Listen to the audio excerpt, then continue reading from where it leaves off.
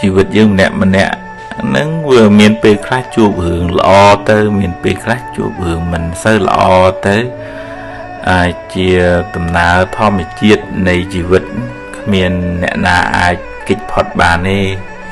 អ្នកទូចអ្នកធំអ្នកបួសសូម្បីតែព្រះសម្មាសម្ពុទ្ធ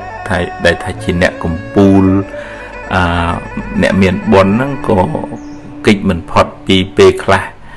ត្រូវគេជេរពេលខ្លះពិបាករកចង្ហាន់ឆាន់អញ្ចឹងទៅ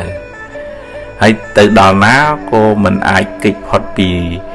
រឿងមិនល្អនឹងដែរកុំគិតថាចាំមើលអញទៅធ្វើការងារនោះទៅមើលទៅសុកហើយអូយអញទៅនៅស្រុកនេះទៅលែងមានទុកហើយអញបានចេះមកលែងមានទុកអានឹងវាបានមកពេលវាត្រូវផ្លាស់ប្ដូរជាច្បាប់ធម្មជាតិអនិច្ចំច្បាប់នៃការប្រែប្រួលហ្នឹងអញ្ចឹងវាតលថារៀនសម្របខ្លួនដូចទឹកអញ្ចឹងវាហូរទៅកន្លោះកលៀនណាក៏វាហូរទៅរួចដែរជីវិតហ្នឹងក៏ត្រូវរៀនទទួលស្គាល់ការពិតពេលខ្លះជួបរឿងល្អយើងមានសទ្ធាកំណត់ដឹងថានឹងជាផលបុណ្យល្អយើងធ្លាប់ធ្វើបុណ្យកុសលចាំម៉ែចាំឪធ្វើទានរក្សាសិលមានមេត្តាចម្រើនដោយកុសលធម៌សំពីបុណ្យច្រើនមកក៏បានជួបរឿងល្អស៊ីមានបានគេស្រឡាញ់គេចូលចិត្តប៉ុន្តែវាមិនចឹងទាំងអស់រហូតណាវាត្រូវពេលខ្លះថ្ងៃខ្លះរស់ស៊ីខាតថ្ងៃខ្លះត្រូវជួបគ្រោះថ្នាក់ថ្ងៃខ្លះត្រូវគេឬគេជេរមិនដឹងរឿងអីចឹងទៅអាហ្នឹងវាតតែកំណត់ដឹងថាពេលខ្លះវាមានរឿងមិនល្អអញ្ចឹងមានសទ្ធាមួយកំណត់ដឹងថានឹងជាផលហើយហេតុរបស់វាមិនល្អបាបកម្មធ្លាប់កັບកេងធ្លាប់និយាយដើមធ្លាប់កុហកបោកប្រាស់ធ្លាប់គំរោះគំរើយឲ្យម៉ែឪអីចឹងទៅអញ្ចឹងពូជមិនល្អហ្នឹងវានាំឲ្យជួបផលមិនល្អរឿងមិនល្អហើយបើយើងអង្គុយមួម៉ៅជាមួយនឹងរឿងហ្នឹងអាហ្នឹងបាបថ្មីថែមដៅកាហាយ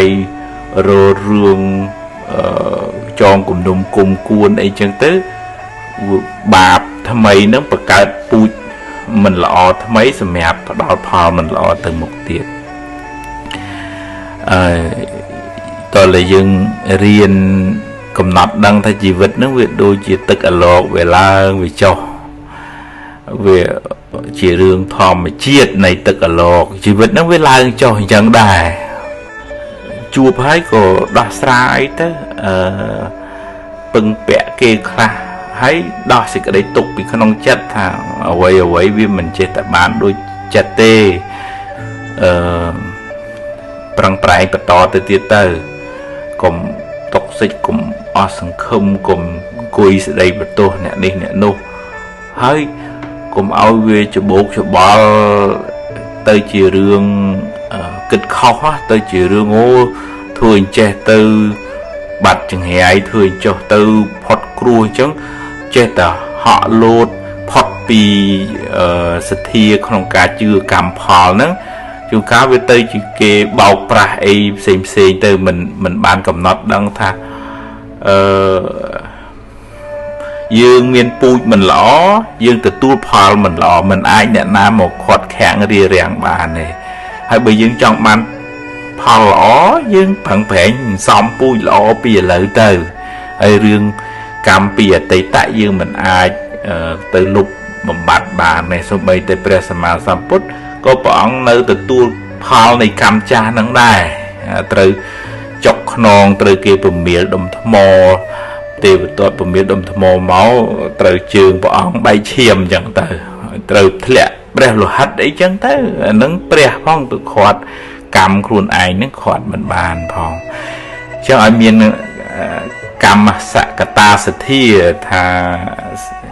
សទ្ធាជឿជាក់មុតមមមួយថាសត្វលោករួមទាំងយើងគ្រប់គ្នាហ្នឹងប្រព្រឹត្តទៅតាមកម្លាំងកម្មអំពើដែលយើងបានធ្វើទាំងអតីតទាំងបច្ចុប្បន្ន យើងអាចកែប្រែជួបវាសនាយើងទៅអនាគតបានប៉ុន្តែយើងត្រូវចាប់ផ្ដើមសាងហេតុល្អពីឥឡូវទៅយើងមិនអាចផ្ដេកផ្ដួលទៅលើកម្មពីអតីតទាំងស្រុងឯង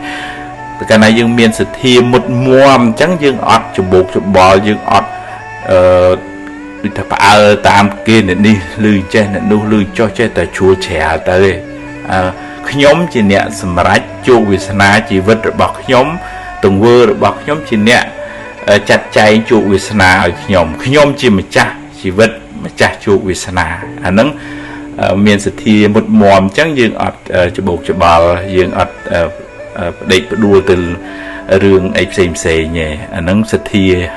ប្រកបវិជ្ជាក្នុងពុទ្ធសាសនាធ្វើឲ្យយើងរឹងប៉ឹង